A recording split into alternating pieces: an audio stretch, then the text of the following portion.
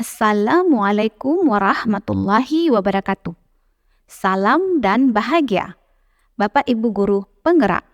Saya Rustiani, calon guru penggerak Angkatan 8 tahun 2023, Aceh Utara, Provinsi Aceh, Unit Kerja SMK Negeri 1 Baktia Barat.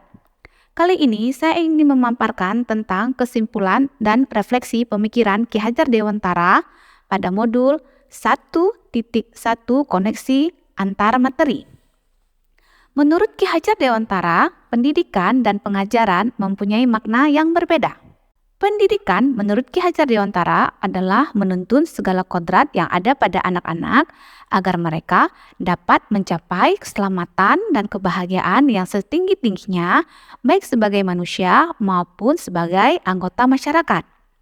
Sedangkan pengajaran merupakan bagian dari pendidikan. Menurut Ki Hajar Dewantara, pengajaran adalah pendidikan dalam memberi ilmu dan kecakapan dan hidup anak secara lahir dan batin.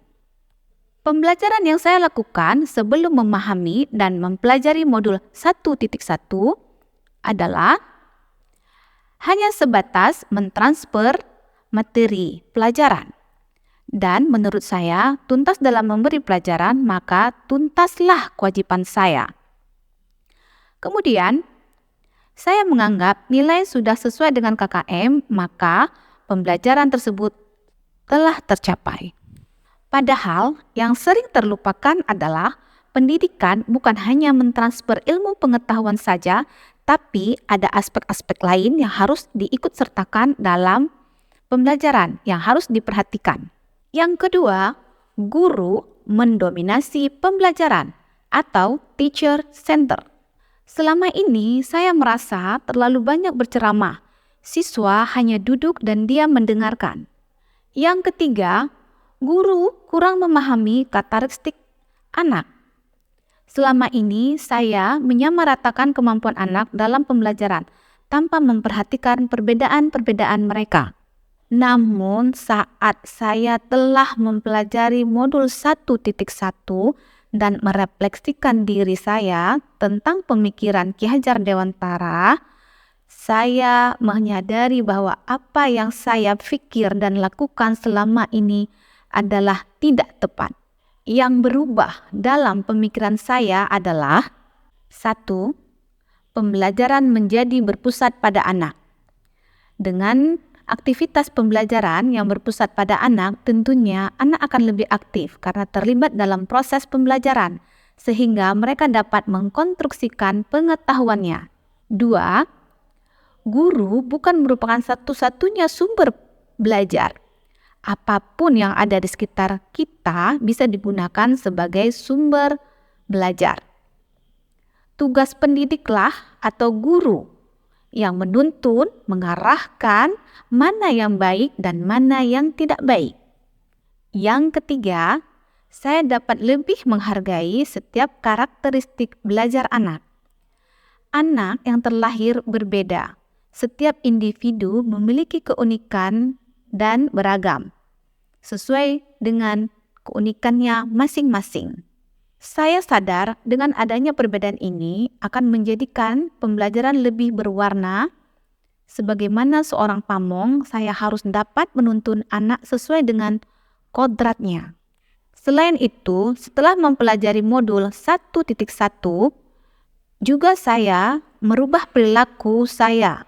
Antara lain, yang pertama, seorang guru dapat mengemas pembelajaran secara menarik dengan menggunakan bermacam-macam media agar motivasi belajar anak meningkat. Kedua, seorang guru dapat memerdekakan siswa. Contohnya, memberikan kebebasan kepada anak untuk menyelesaikan setiap tugas sesuai dengan minat, bakat, dan kreativitasnya masing-masing. Ketiga, sebagai seorang pendidik juga harus lebih cermat untuk melihat bakat anak melalui observasi, wawancara, dan juga pendekatan personal agar lebih mengenal lebih dekat anak tersebut. Kemudian, agar kelas saya mencerminkan pemikiran Ki Hajar Dewantara, penerapan yang segera akan saya lakukan di kelas antara lain.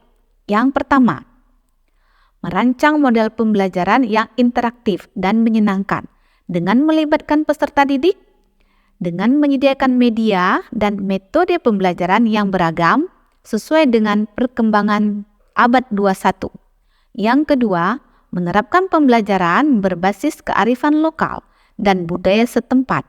Hal ini penting untuk diterapkan pada anak-anak untuk menyaring perkembangan iptek yang akan merusak dan menghilangkan nilai-nilai budaya.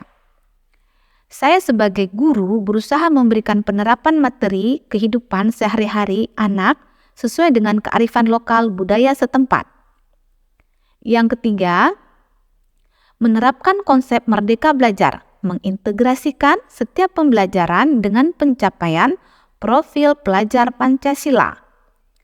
Konsep merdeka belajar mengajarkan kita bagaimana seseorang pendidik memberikan kebebasan pada anak untuk menggali pengetahuan dan mampu mengekspresikan diri untuk menghasilkan ide-ide yang kreatif, inovatif, komunikatif, dan kolaboratif. Yang keempat adalah pembelajaran yang mengutamakan aspek budi pekerti. Pembiasaan-pembiasaan yang baik akan selalu saya teladankan kepada anak-anak tentang bagaimana mereka bersikap agar menjadi pribadi yang lebih baik. Yang kelima, menerapkan sistem among, di mana kita sebagai guru berperan sebagai among tidak lagi menuntut, tapi menuntun. Yang keenam, pembelajaran yang sesuai dengan kodrat alam dan zaman. Saya akan mengintegrasikan permainan dalam pembelajaran agar suasana kelas menjadi menyenangkan. Kesimpulan yang dapat saya sampaikan adalah dasar-dasar pemikiran dari Ki Hajar Dewantara harus segera kita terapkan dalam proses pembelajaran di kelas atau di sekolah. Di antaranya, pendidikan adalah menuntun anak sesuai dengan minat dan bakatnya. Kedua, pendidikan bukan hanya ilmu akademis saja, tetapi juga harus menanamkan budi pekerti yang baik. Ketiga, pendidikan harus memberikan pengajaran, mencakup aspek kognitif, psikomotorik, aspek sosial budaya, dan aspek spiritual. Demikian yang dapat saya sampaikan. Wassalamualaikum warahmatullahi wabarakatuh. Salam Guru Penggerak.